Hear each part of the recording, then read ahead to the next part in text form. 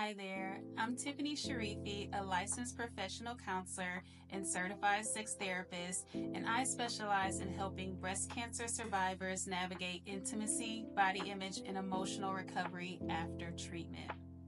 Today we'll talk about the power of naming and validating your emotions.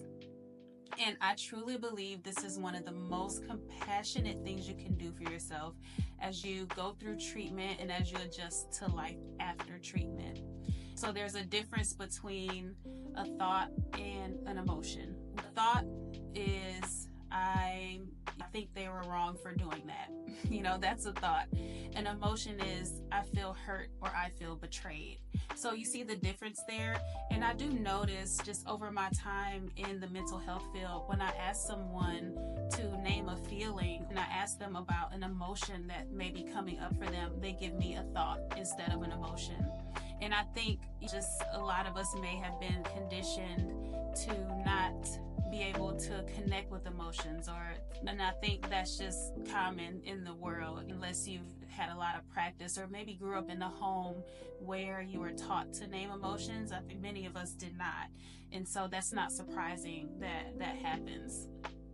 Research tells us that naming our emotions isn't just a nice idea. It does actually have real impact on the brain. It has real impact on the body. And one of the things naming your emotion or naming your feeling can do is it can kind of help calm the brain's alarm system.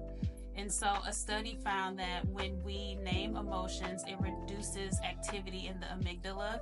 And that is the part of the brain that lights up when we feel fear or threat.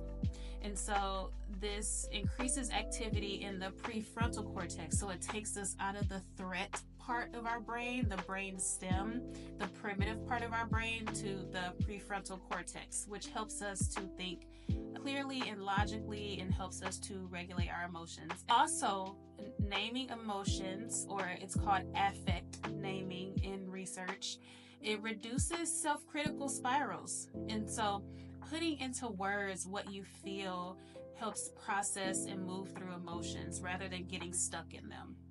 And so that's huge, and that can be very powerful as you go through the process of feeling so many things. Like when you think about a cancer diagnosis, there's so much grief involved. A lot of things change, and a lot of things, won't go back to how they were. Naming your emotions does help reduce those self-critical spirals. It also helps build self-compassion and lower shame. So naming your feelings allows you to almost witness your experience with kindness and judgment. So in that way, you're taking care of yourself. Let's say an example I give is about an upcoming scan or appointment, and you get that appointment reminder and you get this flood of emotions. One thing you can do is stop and acknowledge, man, I just got this appointment reminder. I'm scared. I'm scared about this appointment. I feel overwhelmed. This is really hard. See how compassionate that is towards yourself versus you get the feeling of anxiety or overwhelm and you tell yourself, okay, let me not think about that. That's tomorrow. I don't care. You try to do those things that will really suppress the emotion, thinking if you ignore it, it won't be as big, but it's still there. It's still there, and naming it is so powerful. It's a small thing, but it can be so powerful in helping you to regulate, have compassion on yourself, helping you to move from a place of kind of fight or flight or alarm in your system to a place of logic and a place of reasoning. If you want more support, especially around emotion regulation or anxiety management, I did do another video where I talk about 3 tools to help you manage scan anxiety or scanxiety. And you can pair these tools together, the 3 tools that I outlined in that video, and then this one, and that can put you in a really good position just to navigate the ups and downs of treatment and navigate the ups and downs that come after treatment as well. So those can work even better together. I will include a link to the Scan Anxiety free guide in the description below, so you can download that if you want to have that guide as well and keep that with you. I threw out a couple of examples earlier. I want to go into some examples of a thought that may come up that's more self-critical, and then something else you can say that's more compassionate or that is more along the lines of naming your feeling that can help you regulate the emotions that come up.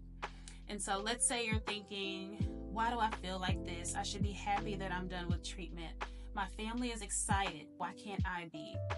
That is definitely self-critical. So that's a thought that you had, you're confused, you're trying to understand why you feel like that, and you're wondering why you're not just as excited as everyone else is. Or maybe you do feel mixed feelings. There's some relief and excitement after treatment, and then there's also a lot of difficult emotions too. So instead of the why do I feel like this, instead try saying, this is overwhelming. I feel confused. I don't fully understand what I'm feeling right now. And so again, those shift of words may seem simple or insignificant, but they go a long way to just acknowledging that truth, and that can just shift everything for you. One helpful tool when you are talking about naming your feelings or naming emotions is a feelings wheel or a list of feeling words.